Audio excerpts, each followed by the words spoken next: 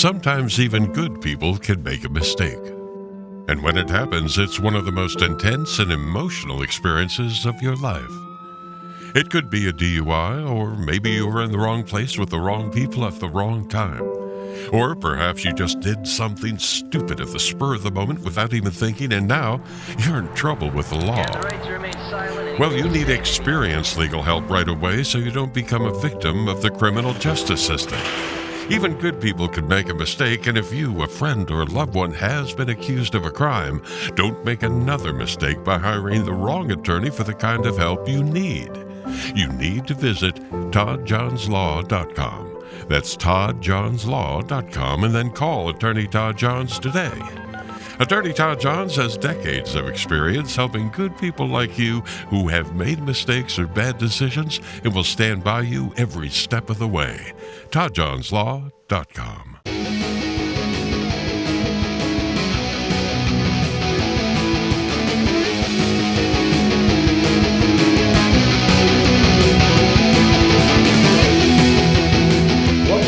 That's Enough Out of You podcast. I'm your host, Sean Kane, and my partner in crime, Billy Rader, is not with us tonight. He's on vacation, but I have a great guest here filling in for him. I got Nathan. Nathan, how you doing, buddy? Doing pretty good. How are you doing? Good. Nathan is a student athlete, and he's a very huge fan of college football, and that's the topic we're going to have today. We're going to discuss our college football preview for 2025. And we're going to go in depth on Notre Dame because we're both huge Notre Dame football fans, and we'll be in South Bend for the Purdue game this year. Last year we went to the Navy game at the Meadowlands, but we're excited about the season. And let's get right into it. So Nate, let's start with our top five, and we'll start from the bottom and give a little explanation on each team. And then we'll actually start with the team that's just outside the top five. So the team that did not make our top five, but it's just outside. Who do you have, Nate? So just outside the top five, I have the Georgia Bulldogs. I think they're a very, very good football program, even after the Sugar Bowl. I mean, they had a freshman quarterback. He's more experienced now, and Georgia, all the time, they have great recruits and they develop players really well, and their defense is always up there. So I think if this Georgia offense really gets rolling, I think they'll be almost easily a top five team, if not. I hear you, and that's who I have, Nate. Great minds think alike, they say. I have Georgia as my team just outside the top five, and I think you made some great points. You know, the Orange Bowl last year, or the Sugar Bowl last year, Notre Dame really played good in that game, and they deserved to win that game. They controlled the game. But I think Georgia rebound. I think the reason I don't have Georgia in the top five is their schedule, because they have a really tough schedule, Nate. They're at Tennessee. They're at home against Alabama. They're at Auburn. They have Ole Miss, Florida, at home against Texas, and then on the road in that rivalry that last year was a phenomenal game against Georgia Tech. So that's the reason I don't have Georgia. I think that schedule is really, really tough. But I expect them to still, be a really good team, somewhere around 10-2. But that schedule is brutal. Yeah, I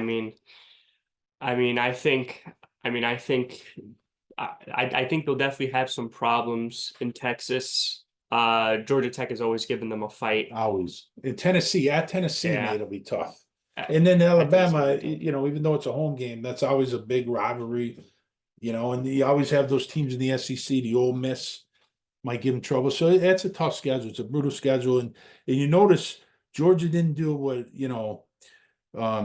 they play teams, they'll play anybody that they want to play. A lot of teams, they're out of conference schedule as a joke. And Georgia's not one of those teams. They'll take anybody on. So let's get to our top five. So who do you have at number five? At number five, I have the Clemson Tigers. I think Kate Klubnik is their savior. I think he's going to do really well at the quarterback position, and I think he's going to propel that team to a top five spot in the seeding. considering he has all these weapons around him. Yeah, that's a good point, and I agree. So far, we're on the same page because I have Clemson as my number 5 team. Klubnik is definitely he's a leader. He's a very good quarterback, and Dabo's going to rebound. He's a phenomenal head coach. He's got this team. The defensive line is going to be phenomenal. The offensive line is going to be very good. Like you said, they have athletes all around Klubnik.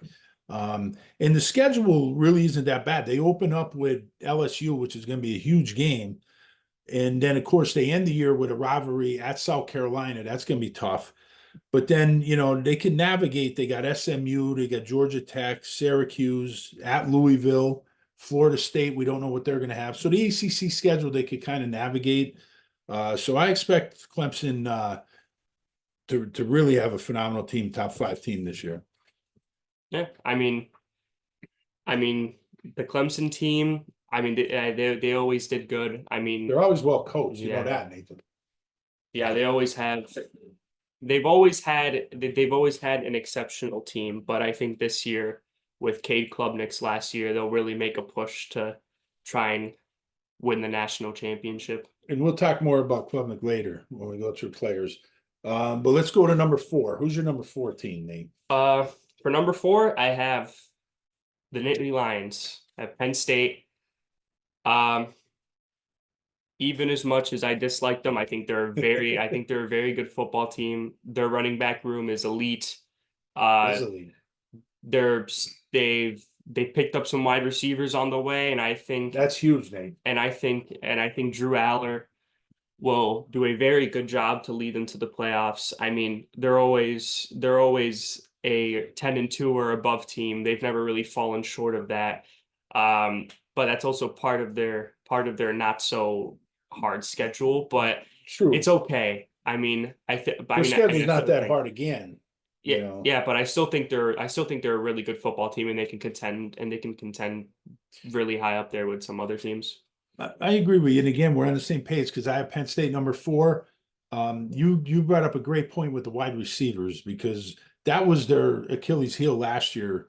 In the Notre Dame game in the Orange Bowl, no receiver had a catch, and that just can't happen in a big game like that. So they recognized that. They went out and they got, receivers. Like you said, the running back room's elite. Drew Aller, can he get over the hump of these, these bad moments that he has in these big games? And that's the thing. The other thing is James Franklin. Can he get over the hump of finally winning a big game? Because he's only beat Ohio State one time. He's like, what's his record? Like 3-19 or whatever in top 20 games or something like that. It's like not good at all. But the schedule is they have the out of conference schedule: Nevada, Florida International, Villanova. That's like 3 high school teams. But then they open up with Oregon, and it's going to be interesting because Oregon lost a lot. They really did lose a lot. And then they have a tricky game at Iowa. Iowa always plays them tough. Of course, they have the game at Ohio State. They never beat Ohio State, so that's a huge game. And then Indiana. What does Indiana give this year, Nate? Because last year they had so many transfers on that team, and now you got those guys all graduated. Indiana just backed out of a series with Virginia. Coach is kind of, shooting his mouth off, Cignetti there. So I don't know what Indiana is going to be like this year. But I think that Penn State schedule, they, even if they lose Ohio State, they still, the Oregon game is going to be in Happy Valley. So I think, Penn State probably going to be a favorite going into that game with all that Oregon lost. And Oregon schedules are easy early too, Nate. So that's going to be the first test for both teams. For sure. So I like what you're thinking there, buddy. We got them at 4. Now, here's where it gets a little bit different with us. Number 3, who do you have? For number 3, I have Notre Dame. I can't really put them any lower after last year. After last year, they're just. It's just they got. The thing is that the injuries, right? All the injuries they had last year, and they still made it to the national championship game. And now all those guys are back with experience. Freeman is killing it on the recruiting trail. They just got Teddy Gerard a couple hours ago. Huge quarterback in the number 27 or the 2027 class. I think Rivals has a number 2 quarterback in that class. But we'll talk more about Notre Dame later. So let me give you my number 3, and I have Texas as number 3. So that's where we're a little different. And because I'm a little higher in Notre Dame, and Texas did lose a lot, but I know there's a lot of hype because of Arch Manning's the quarterback. He's going to get a lot of love from the media. And I think he's going to be a really good quarterback. And Texas still is recruited really well. So even though they lost a lot, they're still going to be good. They're still going to be good along both lines. The schedule is a little tricky. That opener at Ohio State, which shows you both programs, Ohio State and Texas will take on anybody, which I love. But then they got tricky games. They got Florida, they got Oklahoma. Both of those games are not going to be easy. Then they got at Georgia, which is going to be a really tough game. And then, of course, their battle at the end of the season at Texas A&M is always a huge rivalry. So it's a tough schedule, and that's why I don't have them higher than 3. I think they're going to get tripped up somewhere, and I think some of those games might be a little closer than they should be because of how hard the schedule is. So that's why I have Texas at 3, buddy. So we got a little different there. Now let's go to number 2. For number 2, I have the defending national champions, the Ohio State Buckeyes. They're a team that they don't rebuild, they reload. I mean, they always pick up talent everywhere. They have a Heisman candidate, They have the Heisman candidate, Jeremiah Smith. I think he'll have a really good year. The only questionable spot is quarterback. I don't know if Julian Sane will, or whoever. It'll probably be Sane, though. I think it'd probably be Sane, and he's the good top recruit, but like you said, you don't know what you're going to get in year 1 with him.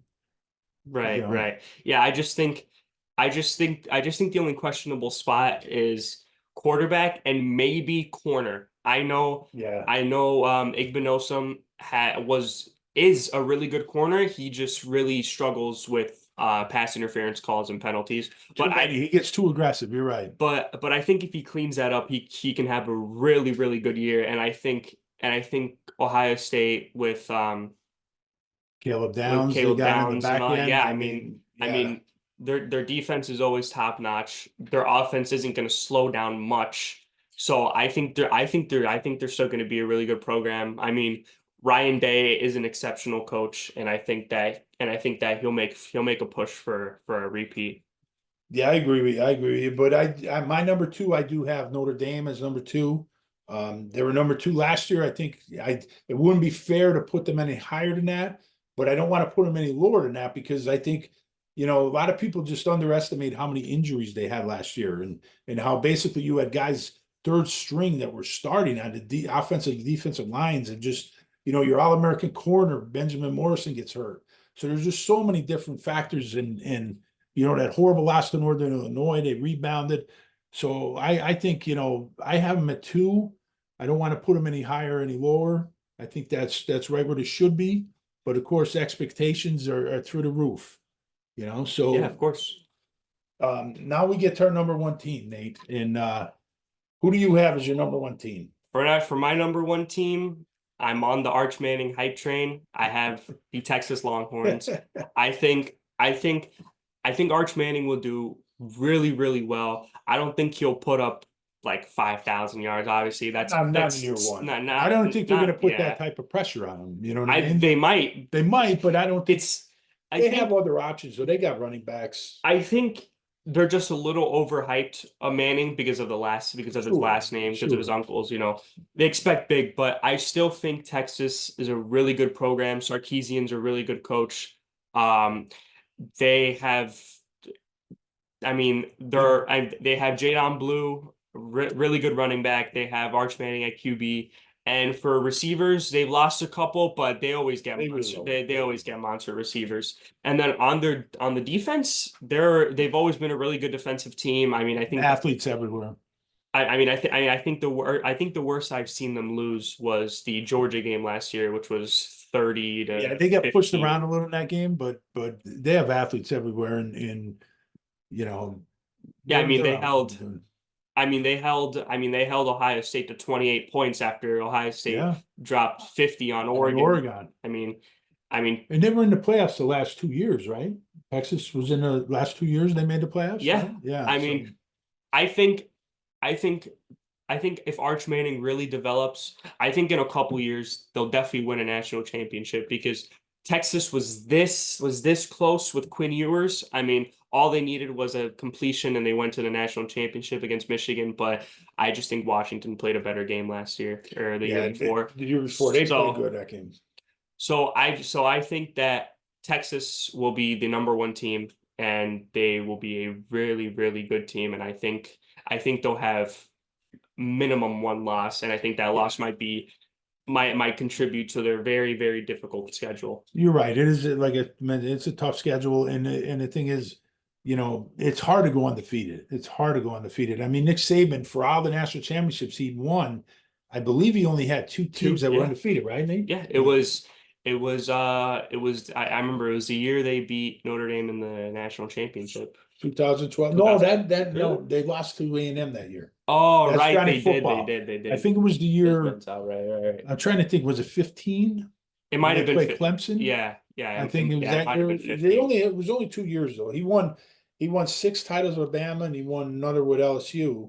So he won 7 titles and he only had 2 undefeated seasons. So it tells you how tough it is to go undefeated. But Yeah. now for my number one team, I'm gonna put the Ohio State Buckeyes there because to me it's like until you beat the man, you can't say you're the man. So Ohio State is the national champions. They won the game last year against Notre Dame. Notre Dame came back. They were within that third down play, and then Jeremiah Smith made an incredible play, sealed the game. But again, I have Ohio State won Notre Dame too, because the last 3 years, Notre Dame's really played Ohio State right to the end. And it's been decided in the last few minutes of every single game. But Ohio State's been able to come back away with like a touchdown win every single time in the last couple of minutes. So until Ohio State is beaten, to me, they're the number one team. Like you said before, they just reload. They got receivers everywhere. You got Jeremiah Smith, you got Carnell Tate, you got a bunch of other guys that they just recruit at such a level at receiver. Back end is loaded. Like you mentioned, the secondary. They're always going to be good on the offensive and defensive lines. And the thing is with them is, can they stop losing to Michigan? That's going to be the thing. But other than you look at their schedule, they got the tough game with Texas, at Michigan at the end of the year, and then at home against Penn State. But everybody, I mean, they can navigate the rest of that schedule. They're always going to be targeted. Ohio State's always targeted, but I think, to me, Ohio State is the number one team. But I understand when you going with Texas. I don't think there's a wrong answer here, buddy. I think Yeah, I mean, I think the only reason why I didn't put Ohio State one is because Ohio State did lose some key guys last year. I mean, I don't know how they're going to be at running back. I know they had almost 2,000-yard receivers. I mean, Travion Henderson was a monster. I mean, he averaged almost 7 yards a carry. He was really good. And Judkins absolutely destroyed Notre Dame in the national championship. I mean, he ran for almost 200 yards. He had 3 touchdowns. And see, that's the problem. That Notre Dame was focusing on stopping other guys, and then a guy like that is just such a good athlete. And he was a transfer from Missouri, I believe, right? Ole Miss. Was it Ole Miss? You're right. Ole Miss. Ole Miss. You're right. Good call, buddy. Ole Miss.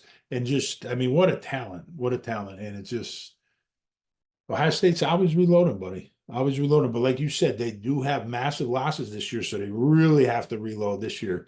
But I think, our top 3, you could see any of those teams as a national championship game. You could see Texas, Notre Dame, Ohio State, Texas, maybe even Notre Dame, Ohio State again. Who knows? Yeah, I mean, and even the top 4, it could be the same top 4. We actually both have the same top 4 that was last year. Yeah, we both have this. And the one thing I want to say about Penn State fans, because it's interesting that we don't. The thing is, the Penn State fans that I know personally, like after that game, as soon as the kick went through, and within a couple of minutes, I was getting texts from Penn State fans congratulating me.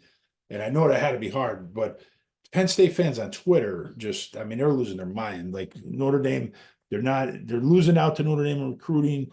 For whatever reason, they're just attacking Notre Dame with some really silly takes. And that's the difference. Why Twitter's just such a cesspool, buddy. It's just a difference between when you know people personally and you talk to them every day, you get a different perspective. But I just wanted to throw that in there. Right. After that Orange Bowl game, I gained some real respect for the Penn State program and their team. They played hard. They played a really good game, and it all came down to it all came down to a field goal in the last minutes. I just think, in my opinion, Penn State probably would have won that game if Franklin didn't try to get aggressive with 20 seconds left in the thing. You just can't. Yeah, you can't, and you can't throw that ball if you're Aller. But you're right. Franklin should have just. And this is what James Franklin does, though. He gets really tight, and sometimes he gets over aggressive trying to compensate. And he should have just played for overtime. But. It was just poor decision making at the end of the day, but I still gained a lot of respect for Penn State. Me too. And it was a battle. I know Rawhead Rex ain't gonna want to hear that. He hates Penn State more than anybody, but no, but I gained I gained respect for their program. Their fans, the fans are different though. I know some Penn State fans personally. Some were really disrespectful. Some were nice. Some said good game. It was a really good game, but they've been really disrespectful on Twitter. The ones like the takes are just awful. Like it's like the worst take I ever heard is like, so what? You guys beat us, but you lost the next week. Like, I don't know. Like that doesn't. What is that? That's a ridiculous take. Like, yeah, well, okay, we lost the next game, but we won we won the Orange Bowl. Like it's just, I don't know. That's just a bad take. But yeah, you're right though. And also to bring up one person that we're going to be talking about later, no, neither Singleton or Creighton are better than Jeremiah Love. No. I get it, they split carries, but you have to also understand that Jeremiah Love had to split carries with Jadarian Price, who is a Power 5 starter at any other school. Sure. Any other school. And he also had to Aeneas Williams. Kedron Young got some carries. Yeah, and you have to realize Riley Leonard rushed for almost 2,000 yards last year with 20 touchdowns. That means he most likely stole around, let's say, 10 from Love, and he probably stole around 500 to 600 yards. Yeah. So if you add that to his total, he compares. He wouldn't compare to Ashton Genty. Ashton Genty just had a monster year last year. He was all they had though. Genty, he was mostly Boise State's offense. But you're right, Nate. Riley Leonard was like a running back there. He was like an extra running back, so took a lot of carries away from Jeremiah Love. But Jeremiah Love's the best running back in college football. They could argue all they want about the 1-2, who's got the better 1-2 punch. But Jeremiah Love is the best number one. I don't see how anybody could argue that. Singleton and Allen, they're both excellent players. I will never take that away from them. They're playing football at the second highest level, and they play it at an elite level. But I just think there's a difference between Creighton and Allen and Jeremiah Love. It's not incredibly close, but it's not that far-fetched. Yeah, I agree with you, buddy.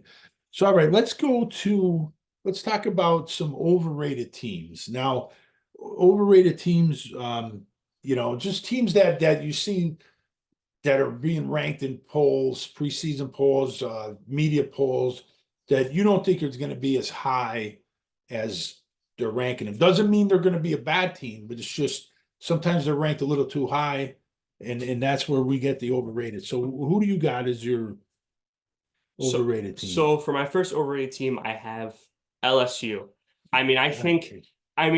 Listen, they're a good program. They have Garrett Nussmeier, who threw for 4,000 yards last year, 24 touchdowns. Right. I think it was 28 around there, but they always have good QB play. They usually have some really exceptional receivers. rest in peace to Kyron Lacey. I know he was a great I know he was a great receiver going into the draft, but they've always had really good receivers over there. But I just don't agree with people having them top 7, top Yeah, 6. I I don't get mean, it either. they've always I I've mean seen them even as high as 3 or 4. yeah, I mean, like they've always had the talent, but they've always fallen short in some games, and they've never really shown out to what Well, people project them to be. And in terms of last year, even last year, people were saying that they were going to be a top 10 team and or a top 5 yeah, team, and then they went what 9-3, I think they were 8-4, weren't they? Even they were 8-4, really? maybe 9-3, but they lost games they shouldn't have lost. Like that's. But the thing is, we know from Notre Dame, Brian Kelly is like James Franklin. He beats all the teams he's supposed to beat, but then he couldn't win those big elite games. And it's the same thing at LSU. Brian Kelly can't win those elite games. And outside of one having an epic, uh, quarterback that they had with Joe Burrow. I mean, LSU's been a mediocre team. They've been like, no, I don't want to say mediocre, but 8-4, 9-3. They haven't been in that elite, They've been you know, they've been above average. above average, but not 10-2, 11-1. In that category where, Texas is, Ohio State is, and where Notre Dame and Penn State are in now. They're not at that level yet. So I don't understand why people just want to give them that jump. And here's the other problem, Nick, because I agree with you. I have them as my overrated team. Not that they're going to be a bad team, but I see them like 8-4, 9-3, and this is why. Because their schedule, they open up with Clemson, which is a very tough game. Then they have Florida. Then they're at Ole Miss, which is going to be that's an old rivalry. They got Texas A&M, which we're going to talk about. Both of us think they're really good. Texas A&M is going to be really good. They're at Alabama. That's very tough. And then at Oklahoma is not going to be easy. So you look at those games, there's 6 games right there. I mean, you see LSU going better than 3-3 in those games, and they may get tripped up somewhere else. So that's why I just don't see LSU as a 10-2, 11-1 or better. I mean, I just don't see it. And a lot of people have them in that top 4, top 5, and I just don't see it. Yeah, I don't see it either. Now, who do you have as your next overrated team? For my next overrated team, this is a team I've seen a little bit of resurgence from, including their fans and some media. Florida, the Gators. Oh, okay. I think people are overhyping DJ Lagway. I think people expect him to be like Johnny Manziel, and Yeah. like people expect him to throw for 5,000 yards. No. Like Florida fans, they say that he's going to be really great, which I agree, but I don't think it's going to be now. I don't Not think this year, no. No. I mean, he still has a ton to develop. I mean, last year they beat Ole Miss, but Jackson Dart played a horrible game. I mean, Ole Miss played a horrible game in general. But I just don't see Florida really doing much. I mean, at best I can see them go 9-3, 8-4, but I don't think they'll go 10-2. No, I don't. I agree with that. Like, and see, that's what we mean by overrated. Like, we're not saying they're going to be a bad team, but some people have them hyped too much.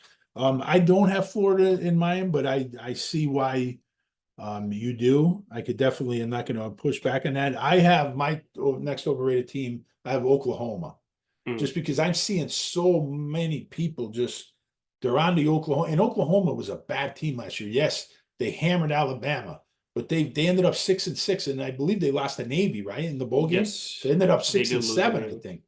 So, and you look at, the schedule is not easy for Oklahoma. They got that traditional game with Texas. I mean, and now they're in the SEC, so the schedule is ramped up, and I don't know. I just don't see, I don't see them definitely not in that elite category, but I don't even know if they can make it to 9-3, to be honest with you. And I see a lot of people have them. I see people have them in their top 5. I don't get it. And I seen a lot of people have them in their top 10, and I don't. Maybe they could sneak into the top 20 at the bottom or top 25, but that's as far as I see them make it. I don't see them as a playoff team.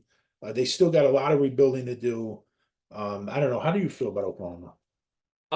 In my opinion, I think I don't think that they'll be a 6-6 team. I could see them. I could They'll see. improve. I could see them top 15 in my personal opinion. And the reason is why people are really betting on incoming quarterback John Mateer Yeah. to do really, really well. And I'm not gonna give him I'm not gonna doubt him. I'll give him a chance to play. And I think if they really put something together, they'll be top 15. They beat Alabama last They year. did. They hammered them. It was 28-3. Yeah, they crushed them. But I just think I don't think they'll be that great of a team, but they won't They're not be a gonna be horrible elite. team. No, I agree won't with you. be a horrible team. They'll improve from 6-6. Oh yeah, for I sure. just don't think I could see you like you said top 15. I wouldn't argue with that. Maybe like 14 or 15. I just don't see Yeah. them as a playoff team. And if they do get into playoffs, it'll be like 12, and they'll probably be out in the first round. Like I don't see them. I don't see they still got rebuilding to do. Yeah, So for sure. who do you have next? For my last overrated team, I have the Hurricanes. That's who I have. I think the Catholic versus convicts has always been a really good rivalry, and it'll be a great week 0 game. It will be. But I genuinely just don't understand how people could have them either. top 10 or And what's your top reason 5. for that? Because I think our reasons are the same. Like what's your reason? Like I think Miami's gonna be very good, but you can't say they're gonna be better than last year. A lot of people For do. sure. And why is that reason? The reason is because people are overhyping Carson Beck. And Carson Beck exactly. But Carson Beck was a good quarterback, but he had an interception problem. he did. Carson Beck was a really good quarterback at Georgia, but people are expecting Miami to be really great when they had Cam Ward, who was a previously better quarterback than Carson Beck. And Miami has lost multiple receivers who went to the NFL that were on Miami last year and did really good. So I don't understand why people think Miami are going to be top 5 even. top 10, top 5. I mean, I've seen some people pick him as a #1 team. And my point is you can't lose Cam Ward and expect the team to be better than they were last year. Like Miami didn't make the playoffs last year. I mean, Cam Ward, they didn't Miami- make it. So why do you think they're going to make it this year? I mean, Miami has always been a team to be known for great offense, not so great defense. Right. Besides 2001, I mean 2000. Well, going back years, back when they were the Catholics comics, they had great defenses then. But the last the Miami that we know, the last 10 years, they haven't been great on defense, except for 2017, they had a good defense. But other than that, they haven't been good. And I don't expect I think the Notre Dame opener is going to be a really hard game because I think Miami's a good team. I'm just saying, I don't expect them to. I don't understand the hype where people are putting them in the top 5 and even #1 when they lost Cam Ward. I mean, I don't get it. But I mean, I just think Miami could have done even worse last season if it were not for some questionable decisions in refereeing. I'm not gonna go too in depth there, but all I'm gonna say is that you're right, though. You are right. All I'm gonna say is that in that Virginia Tech game, Virginia Tech should have won. They'd have won the game. You're right. So the record actually should have been worse than it was, right, Nate? So I mean. And people expect him to be so much better. He came down. He had control. But the referees just they didn't have enough evidence apparently. Lousy call, buddy. So I think Miami could have done even worse last year with Cam Ward, who went #1 in the draft, and Xavier Restrepo, who is a really good Miami wide receiver. That they're both gone. So I just don't think they'll be top 10, top 5 caliber because it's just it'll be too much for Carson Beck, considering that he'll most likely have to go out every drive and score a touchdown because I don't think the Miami defense will be able to hold up at all with some of these tough offenses going into the season because Miami's never really been known as a defensive team. I mean, they averaged they averaged 40 points a game last year, but they also gave up about 20 to 30 points a game. Yeah. They So did. so unless Carson Beck comes out slinging, throws 50 touchdowns with barely any interceptions, I don't see them going that far. Yeah, Carson Beck's a good quarterback, but he's not dynamic like Cam Ward was. Cam Ward was dynamic. That's why he was picked number one, right? Yep. So let's get these. We're gonna come back to those later, maybe. But let's go to our most underrated team. You know, what team, and this is a little different than like a sleeper team would be a team that, you know, nobody's talking about that's going to be really good, but an underrated team is somebody that a lot of people are rating them very low and or at least lower than they should be. What team do you have, Nate? For my underrated team, I have Texas A&M. I agree. I think the A&M defense will be great. Mike Elko is a really great coach. I think he'll definitely have him prepared this season after last season. I mean, they have really good players on offense. Let me think. Marcel Reed. I know they have him. And on The defense, good running backs, Nate. good running backs, and on defense, they've always been really exceptional. Always They, edge I mean, rushers. I mean, they lost a few, but they just reloaded their defense.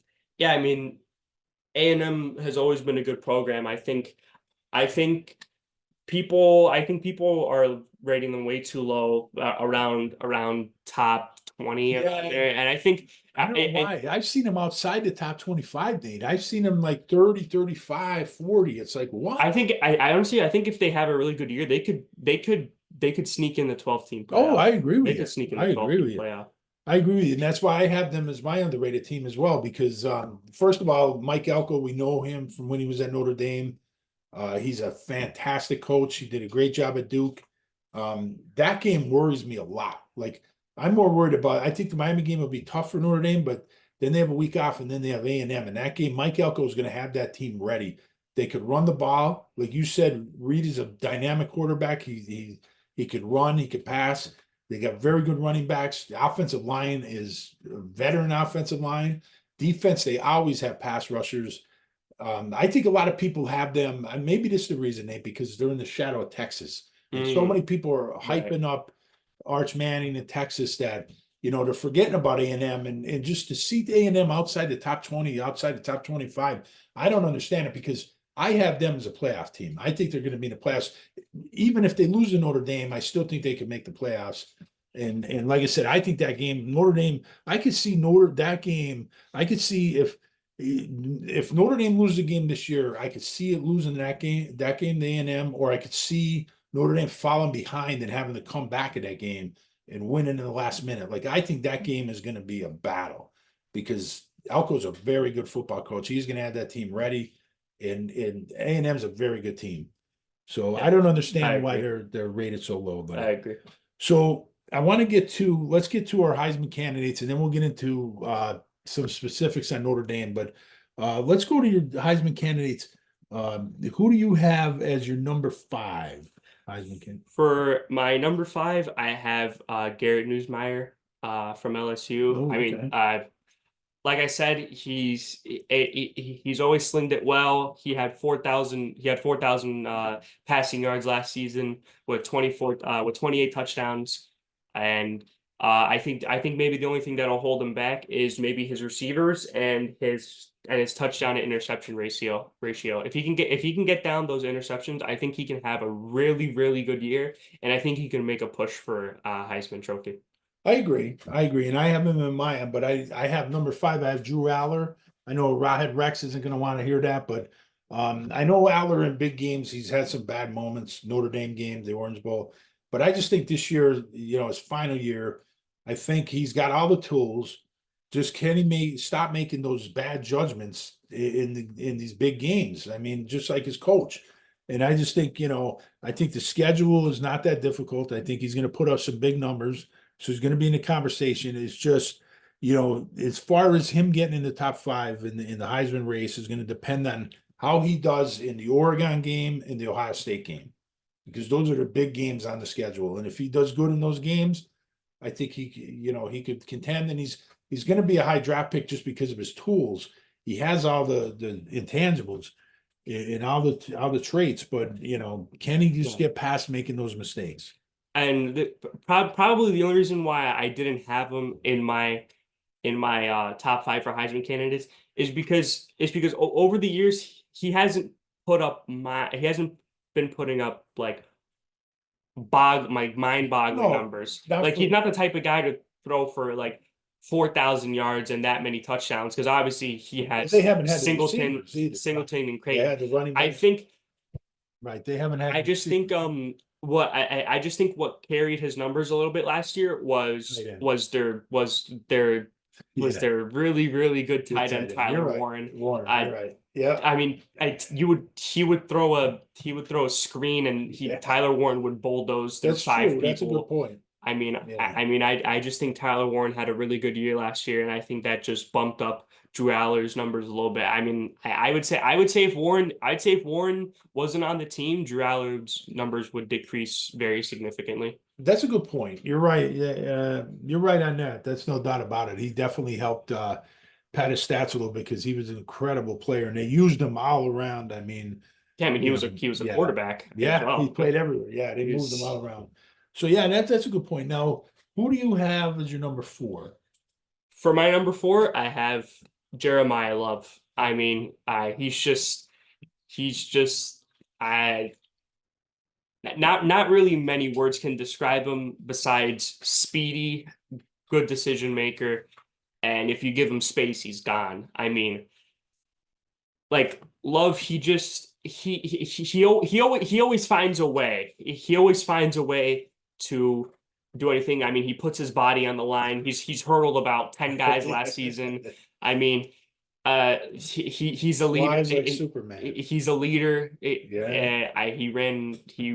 He ran incredibly last year, and I mean, I think that the only reason why I don't have him much higher is because I'm those type of people that think that the committee believes that the Heisman Trophy is kind of a quarterback award Yeah, because you might. a lot of Yeah. quarterbacks have won it in the past years when other players have deserved it. I mean, I think the last time a running back won Heisman was what was it? Well, Was the it last time a running back won was it the Heisman. Alabama running back?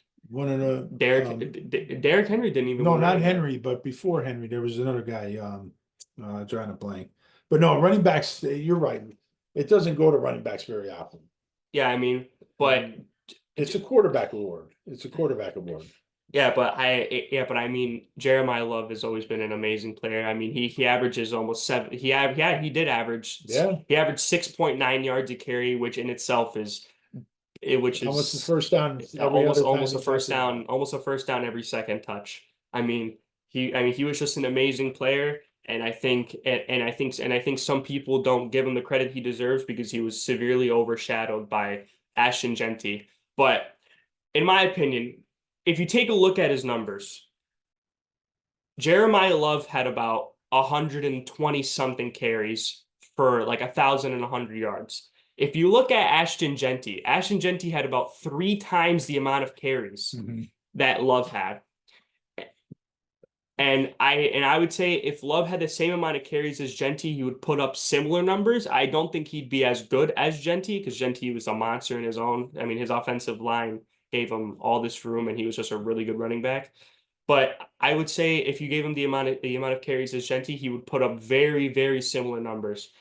Um, but he was severely overshadowed by Genty and all those guys because they gave him a lot more carries.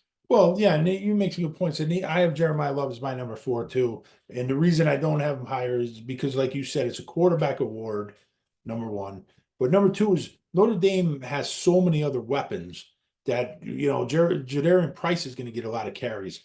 Aeneas Williams, we might see Keidron Young get more carries this year. I mean, they're so deep at running back. Last year Riley Leonard took care, but this year CJ is not going to run the ball like Riley did, but he's going to pass the ball a lot more than Riley did. So that's going to take carries away from Jeremiah Love. So unless Jeremiah Love has monster games in the big games like Miami A&M, which I think that's going to be hard for him to do because those teams are going to focus on him. Like Miami's had months and months to prepare, and their number one game plan is going to be stop Jeremiah Love. So unless he has monster games in the playoffs, going in, I don't see him getting any higher than 4. But he is a great player. There's no doubt about it. He's the best running back in football this year. So who do you got number 3? For number 3, I have the best number 4 in college football, Jeremiah Smith. I mean, he's the most NFL ready wide receiver in the country, even as a freshman. Yeah, He know that. he has immaculate hands. His size is, I mean, And speed for that. I mean, size. if you just if you're one-on-one with them, it doesn't matter. I'm We know sorry, that, right? but you're We know getting, that. but like unless you pair him up with an all-American corner or a corner who's known to be really, really good, then I don't think I could see Yeah, you but most of stopping the him. times he's going to beat him anyway, though. I mean, he's just Yeah. if you made a receiver in a lab, it would be Jeremiah Smith. I mean, he is just got all the tools, the size, the speed, the leaping ability, the catching, the vertical jump, everything. Guy's amazing, and I have him number 3 too. But the thing is, like you said before, it's a quarterback award. So unless he does, like the receiver from Alabama, Devontae Smith, he won it, right? He won it, right? Yeah, Yes. he did. So, He but won it in that was a 20 year where a lot of teams were down, right? Like it was, I forget what, 18 maybe 18 yeah, 18 maybe, because 19 was Burrow. yeah. So, I mean, I think Smith is going to have a phenomenal year, but also I think a lot of teams are going to try to double team, game plan him, take him out. So I don't know if his numbers could be as high, but the kid's phenomenal. I have him number 3. So, anything you want to add, or do you want to? I just think that in my opinion, the only way to stop him is to do what Texas did. Texas really limited his ability to catch passes and gain yards and make big plays because they played a lot of zone and they double and they double teamed him a lot. So you can't play man on him. You can't. And Notre Dame played man a lot on him, and it's hard. He burned him in the end. He burned him on the last play, the play that counted the most. We will be right back. DK's Corner, now located at 201 Cherry Street in Jessup, Pennsylvania, is serving up the area's best tasting food at respectable prices. Known for our great cheesesteaks, DK's also has delicious breakfast sandwiches, specialty coffees, and catering 7 days a week. You'll love the wraps, soups, and pizza too. We're now open Wednesday, Thursday, and Friday, 9 a.m. to 9 p.m., and Saturday, 8 a.m. to 3 p.m. Visit DK's Corner on Facebook to see our daily specials, and make sure to follow and like us while you're there. We offer local delivery to homes and businesses, takeout, or come and dine in our new restaurant in Jessup. Call or text DK's Corner at 570-209-0278 or hit us up on DoorDash. And we thank DK's Corner for sponsoring That's Enough Out of You. We will be right back.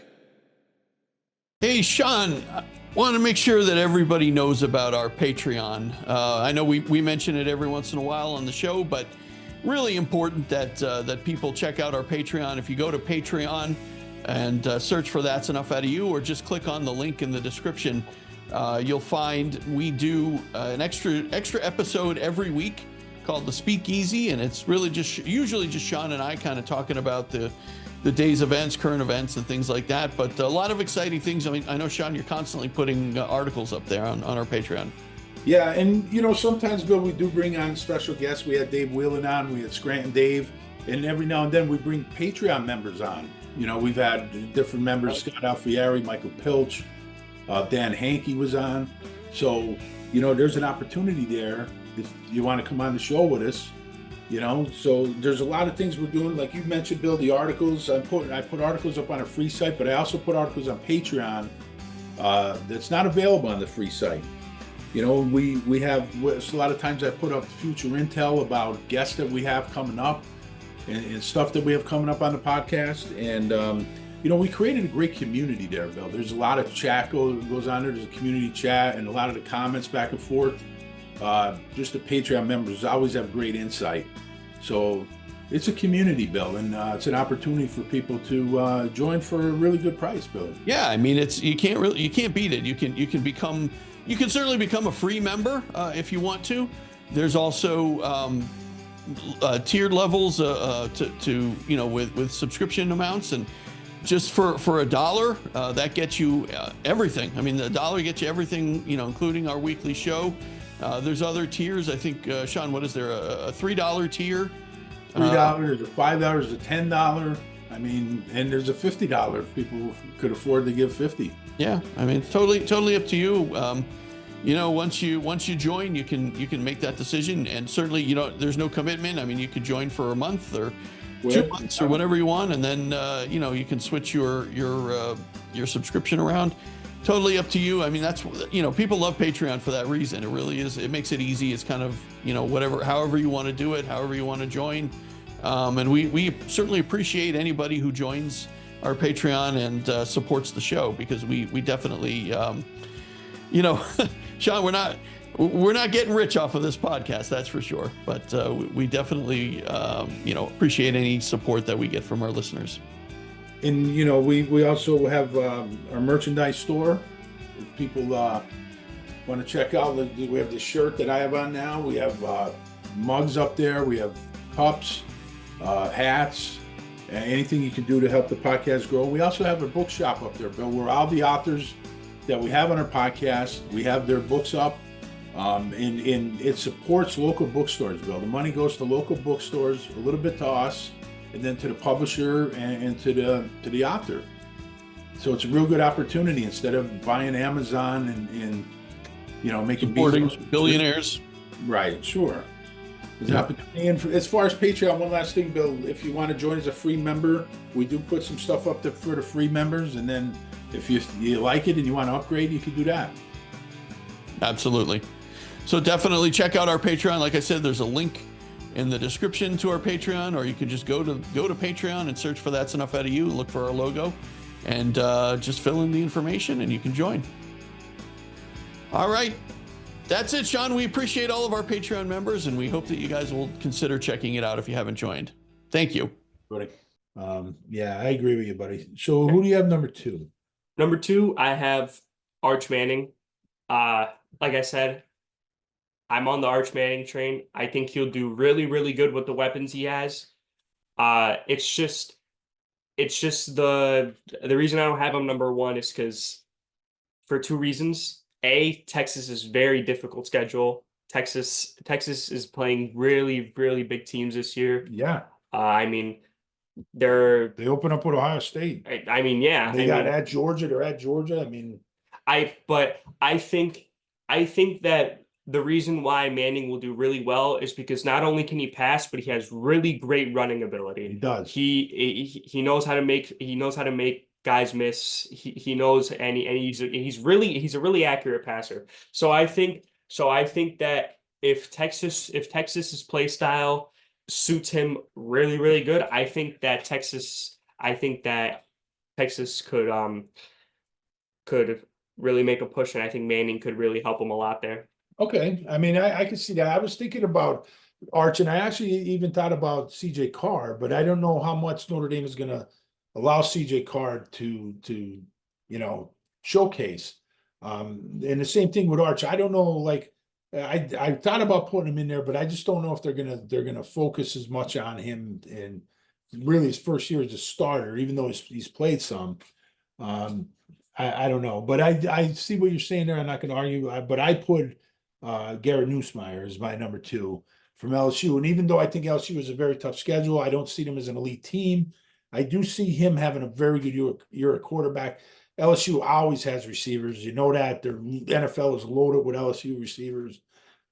So I think he's going to have a very good year. I don't think their defense is going to be that good, so I think they're going to have to score a lot. So he's going to be throwing the ball a lot. So I see him having some big numbers. So that's why I have number 2. And then who do you have number 1, buddy? Number 1, I have Cade Klubnik from Clemson. I just think that Cade Klubnik has always been a really amazing player, and he's a 6th-year senior. I mean, he's spent a lot of time in in the college football world, and I think that Dabo will really try to push for a championship. So if Clemson really wants to, I mean, they could have him throw for 4,000 yards. I mean, he's always been a really good quarterback. Let me mention the SMU game against Clemson for what was it, the ACC title game? game, yeah. Yeah, Clemson was going to lose to SMU, but Cade Klubnik stepped up and he made a great throw to put him within field goal range, and their kicker drilled a 50-some yard field goal. Yep. So I think that Klubnik has the clutch factor. It was just I'm just not so sure about the Clemson defense. Yeah, but And- that's not going to be relevant to the Heisman, though, Nate, because Yeah, you know, but- even if the yeah, defense, you know, because even if the defense isn't that great, but I think the defense, the defensive line is going to be very good. I just don't know the back end will hold up, but I got him as my Heisman candidate or my Heisman winner too. Okay, just because, like you said, he's 6-year senior, ton of experience. He's got athletes around him. And I think if the defense isn't very good, Nate, he's going to be forced to put up bigger numbers. They're Right. going to be so. I think, you know, the LSU game, the opener, is going to be, if he has a huge game, he could be the front runner right from the beginning. Like if he has an enormous game against LSU, that game could decide either way, because if Nussmeier has a huge game and LSU pulls the winner against Clemson, he could be the front runner then. So that's a Right. huge game for both teams, but also for Heisman candidates. So let's get to Notre Dame. So let's do a little deep dive on Notre Dame, buddy. We're both huge fans. The question I have is, we saw Notre Dame last year, 14-2, won 14 games. They won 3 playoff games, came within a touchdown in the national championship. They won 2 bowl games in a span of like 8 days, 2 major bowl games, the Orange Bowl and the Sugar Bowl. Incredible season. Freeman proved he could win the big games, beat Georgia. That was a huge win just because of the program that Georgia is. We still got to catch Ohio State, but you know, he's done what Brian Kelly couldn't do, is elevate. And I think the question coming into this year is, was last year a team effort? Like, was it just a product of a gutsy team that just stuck together through all the injuries and all the adversity, or is this a culture that Freeman created? And can he continue to carry it on? Because even though they have a lot of guys back, there's going to be a lot of change. You got a quarterback change. They have a very young quarterback. The battle's going to be between CJ Carr and Kenny Minchie. I'm assuming it's going to be Carr, everything I'm hearing, but Kenny Minchie's a fantastic quarterback. If he has to come in at some point, I don't think it changes much as far as my expectations. Would you agree with that? Like, if they have to go to Kenny No, Minchie, definitely not. he's Definitely not. a fantastic quarterback. I mean, he was a really sought for recruit. I think that He brings another dimension. yeah, he brings another dimension with the run. So, but he's obviously not as big as Riley Leonard was. I mean, Riley Leonard was a monster in the run game. But I think that if they really wanted to bring in Kenny, he could sling it, he could run it. But even if they don't use Kenny as a starter, they could always have him go in as more of like a goal line package where it's maybe 4th and 2, 3rd and 1, and they'll probably have him run it, or probably have him throw it if Carr isn't looking good on that drive. Yeah, I mean, they should design a package for Kenny, and not just goal line mate, but maybe even short yardage. You know what I mean? Like, Right. he's such a dynamic athlete, and he's a good passer too. Just because he can run the ball doesn't mean he can't pass. He's a good passer. I just think CJ's just a little bit better, you know. And so when we look at the offense, Nate, it starts up front. Last year, you had so many injuries. You had Rocco Spindler and Pat Coogan, who were starters last year, could have came back this year, but they transferred out because they wanted to start, and they probably wouldn't have started this year. And then you get the injury to Charles Jagasaw. He's going in as your best offensive lineman. That injury, it's bad because the kid's a fantastic player. He hasn't been able to stay healthy. But they got some options here because they're so deep. And to me, the question is this, Nate, is so we know you're going to have Emil Wagner's going to return at tackle. He started every game last year. You have Billy Schrault, who started a bunch of games, probably more than 15 games in his career. Ashton Craig is back at center, right? And then who else do we have? We have we have Anthony Knapp. Anthony Knapp started. How did I forget Anthony Knapp? He started every game last year, and then he got injured in the playoffs. But he came in as a true freshman. The thing is, though, I think Anthony Knapp is suited better inside. But what they're probably going to do is they're probably going to put Sullivan Apsher, who he's a huge guy, 6'8". What did I have him listed at here? Apsher, 6'8", 318. He's probably way more than 318.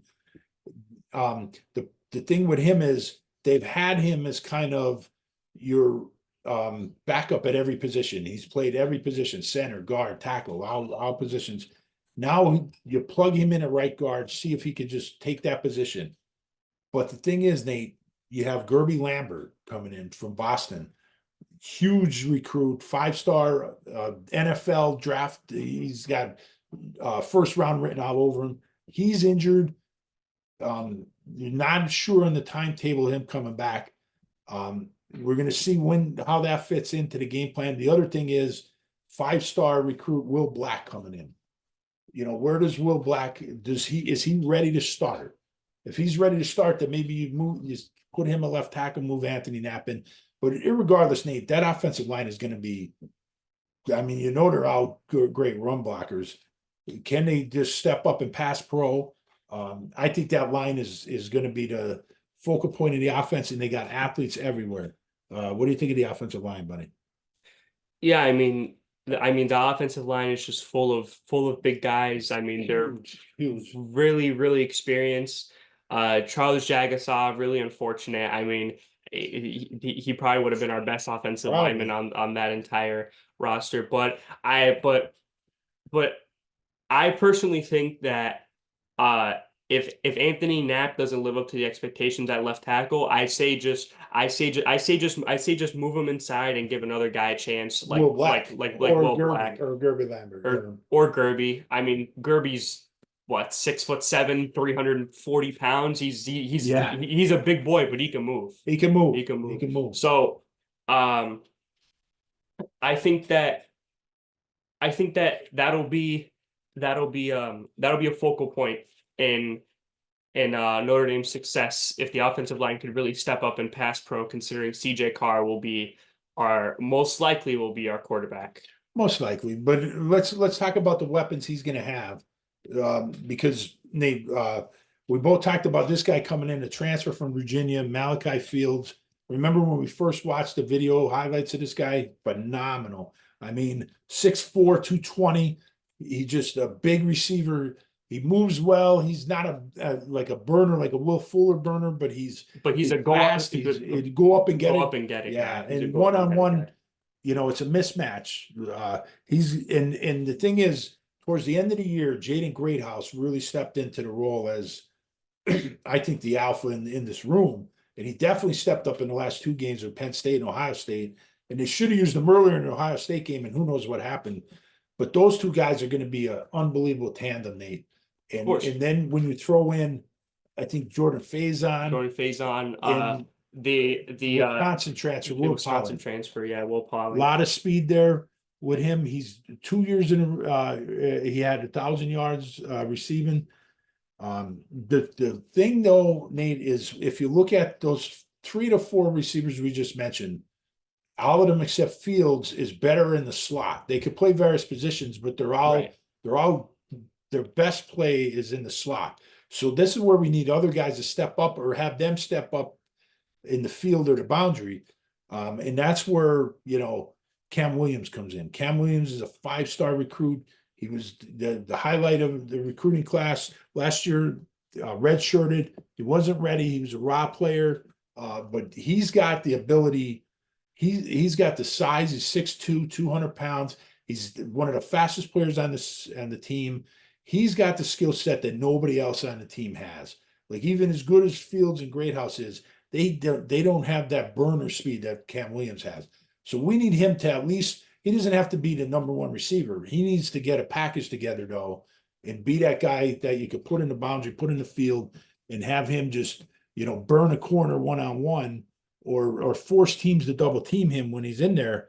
And if he can't do it, then the other guy's KK Smith, because he's another guy that I think those two and Leonard Moore, the cornerback, are the three fastest guys on the team.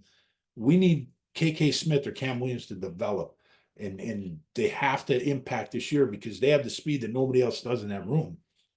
Yeah, I mean, Cam Williams has probably the highest ceiling in the entire wide receiver room. Yeah, he does. But even if these guys don't, if these guys don't work out, do not be surprised if you see Micah Gilbert out on the field, because Micah Gilbert is an amazing player. He had a great spring last year. He had a great spring, but the only thing is He's coming off an injury. Yeah, coming off an injury. But you're right, he's going to be a good player. And another guy to watch for is Plaxico Burress' son, Elijah Burress.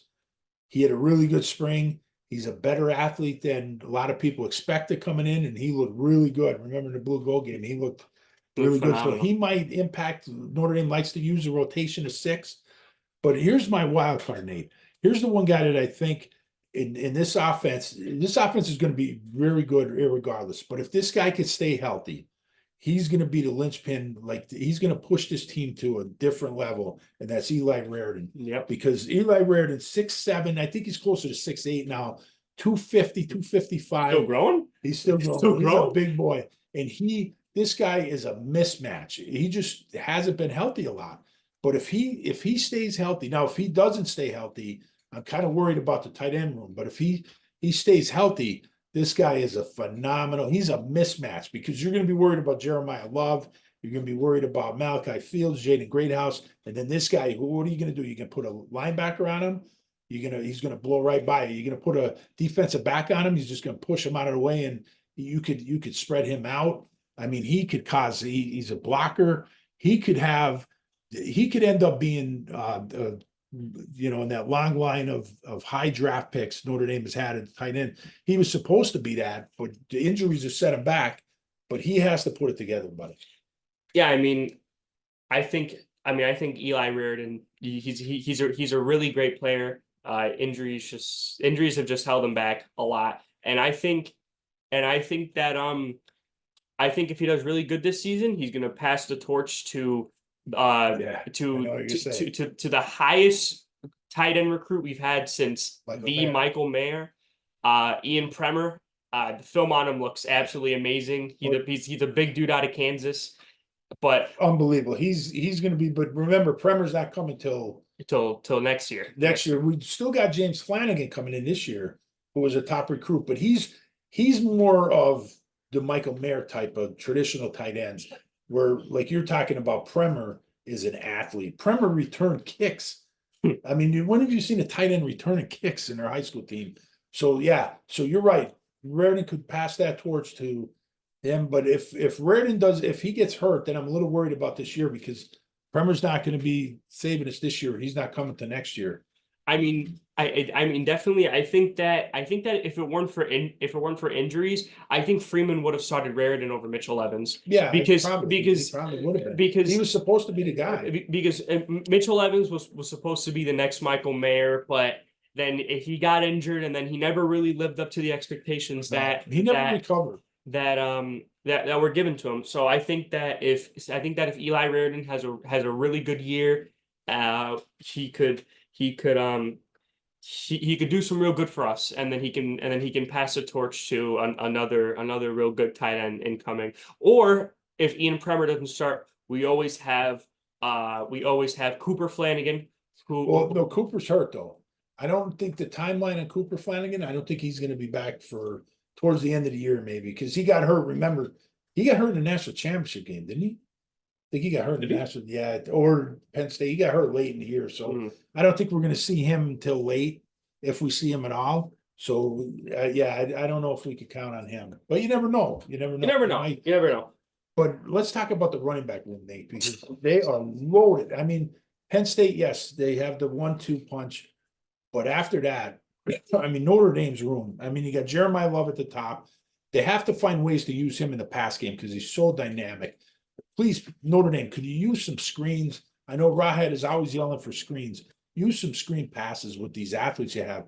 Jadarian Price is a phenomenal, like you said before, Nate, he could start for so many teams. He's just a phenomenal player. Aeneas Williams was great last year. It's the number 3. Great game against Penn State in the Orange Bowl. Keegan Young is listed at 242 now. He's massive, and he's going to be. I think next year is when he takes over. But they got some young studs coming in, Walton and Osborne coming in 26, just reloading at that position. And then you got Jabron Payne. Remember, Jabron Payne at 23 was their third down back. He was injured. The guy can't stay healthy, but he's another guy that he could go to teams, like he could start for teams in the Big Ten. You could put him in Illinois, and he could be a 1,000-yard rusher. He's a dynamic running back. And then you got the kid coming in that we flipped from Boston College, Nolan James. That kid looked really good in the spring. I don't see where they're going to get carries for him this year. But I mean, next year, I think he'll make a push. But yeah, they're loaded, Nate, on offense. So I expect them to be more dynamic on offense. But let's not kid ourselves. The linchpin in this team is the defense. And let's talk about the defense a little bit. Let's start with the back end because Notre Dame's defense, I mean, they have so many different corners. Like you're talking about, you go back to Benjamin Morrison, you know, Cam Hart was a high recruit, and now you got Leonard Moore stepped in last year. I mean, what a phenomenal player. Leonard Moore, you know, he could be one of the best corners in the country this year. You get Devontae Smith from Alabama, transfers in. He's your nickel back. Christian Gray gets a lot of slack, Nate, because he gave up some plays last year because nobody was throwing towards Leonard Moore. But how many big plays did Christian Gray make? He had the interception against Penn State. He had the pick 6 against USC. I mean, he made play after play. I mean, that's a fantastic 1-2 fantastic duo there with those two guys. But they're deep, Nate. They're deep in the, you know, they do lose Xavier Watts in the safety position, but you know, they got Adon Schuler's coming back. At the transfer from Virginia Tech, Stroman. And the guy to watch out for is the freshman, Jadon Blair. So they're loaded on the back end, Nate. I mean, their secondary should be phenomenal. What do you think?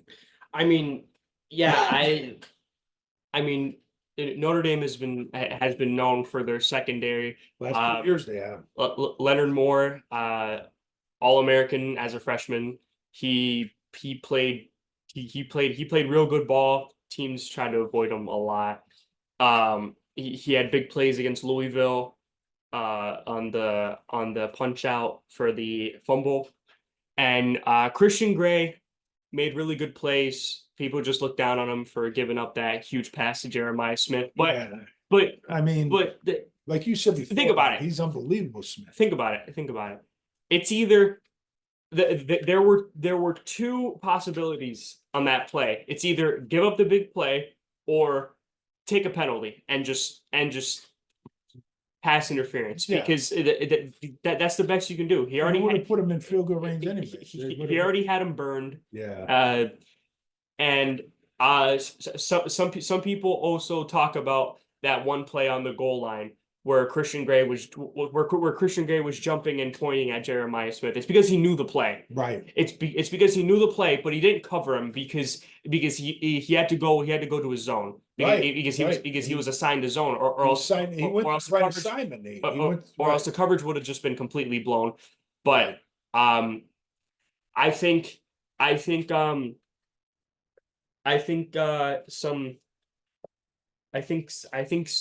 guys will step up today. I think that if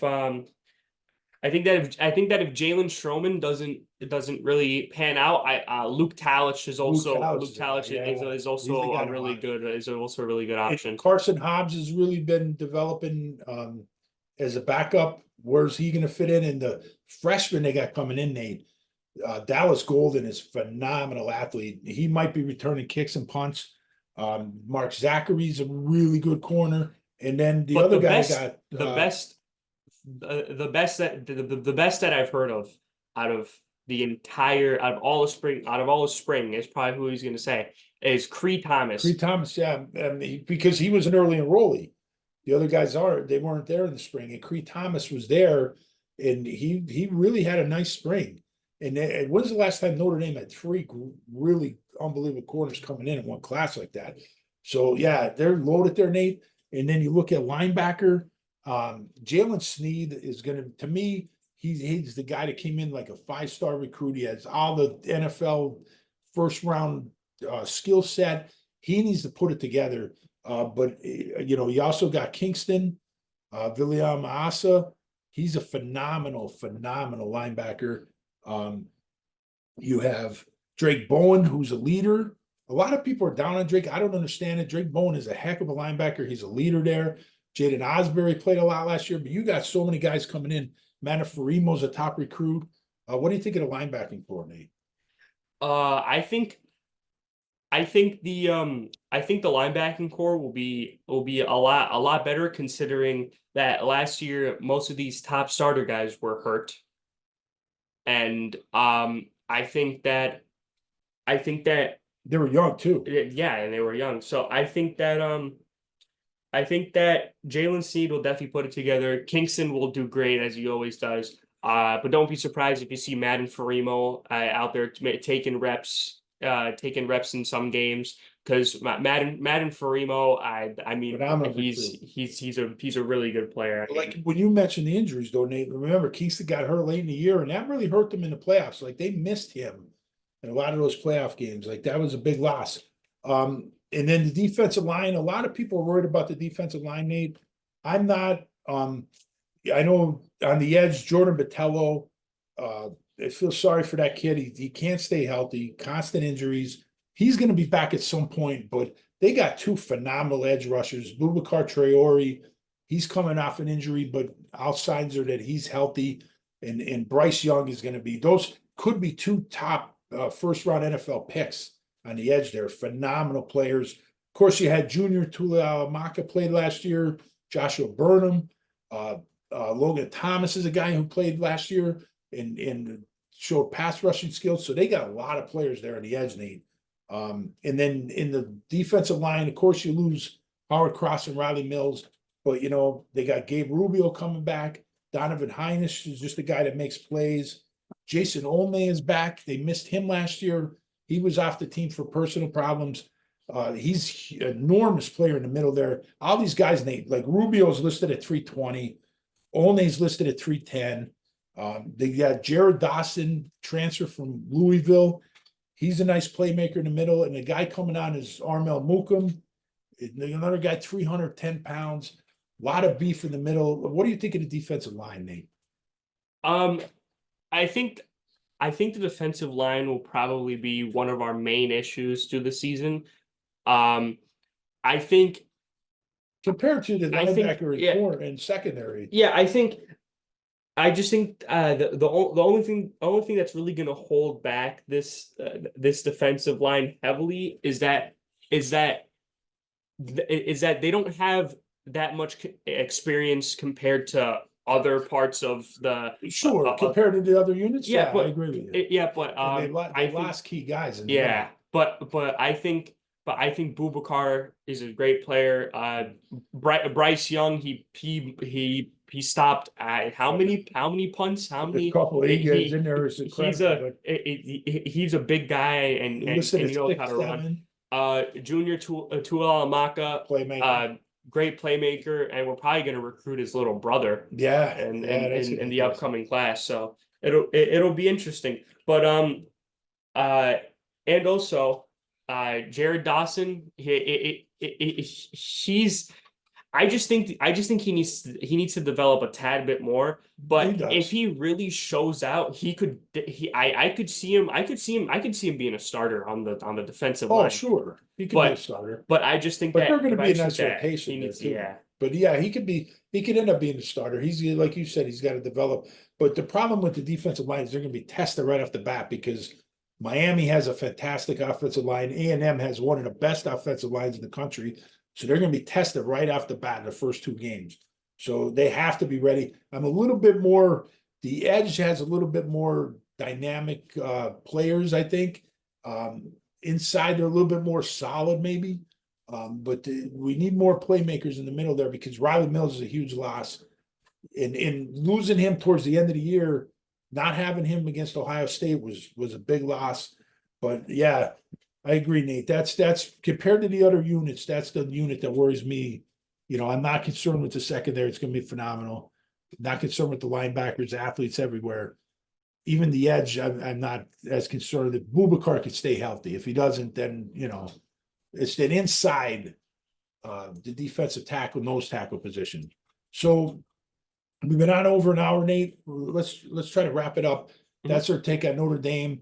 We both feel they're going to be top 3 team. The last couple of things I want to discuss, we don't have to go into much detail, but give me a couple of sleeper teams that you have. Now, sleeper teams are a little bit different than They're underrated. yeah, but teams that nobody's expecting, but you think they're going to have a really good year as far as wins and losses. I think a really good sleeper team will be the Cornhuskers. I got them too. Nebraska. They're going to be really good.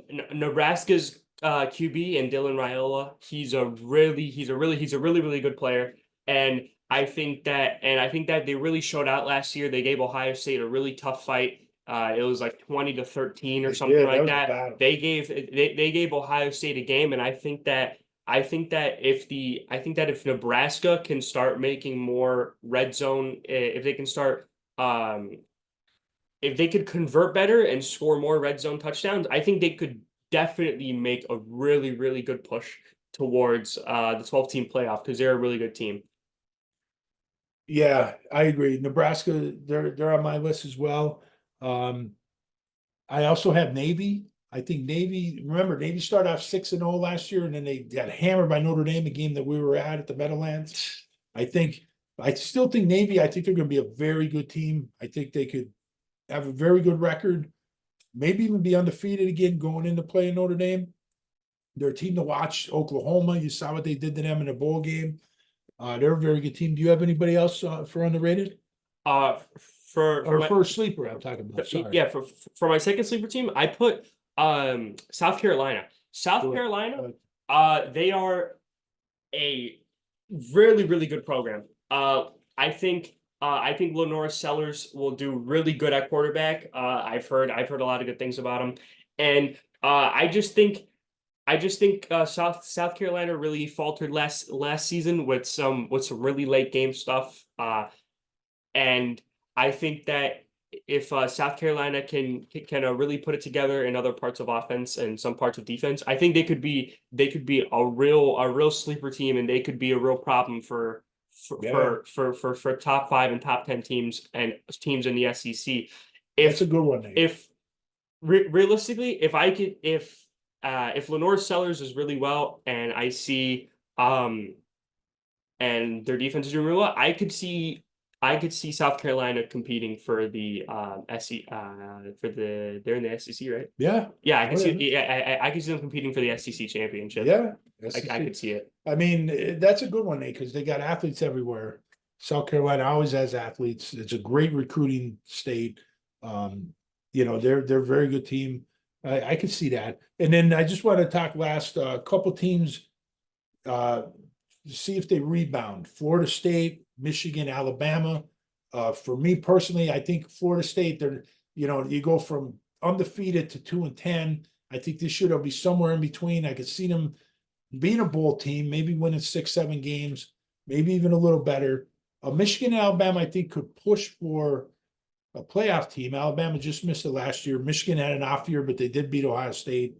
I think their schedule, though, I mean, they have a game at Oklahoma. They're at Nebraska, who we both think is going to be a sleeper team. They're at USC. They have Ohio State. They got Wisconsin. I think Wisconsin's going to be a little bit better than they were. So I don't know if Michigan, I think Michigan will be a little bit better than they were last year. I don't see them as a playoff team though. I think Alabama could sneak in that 12 team though.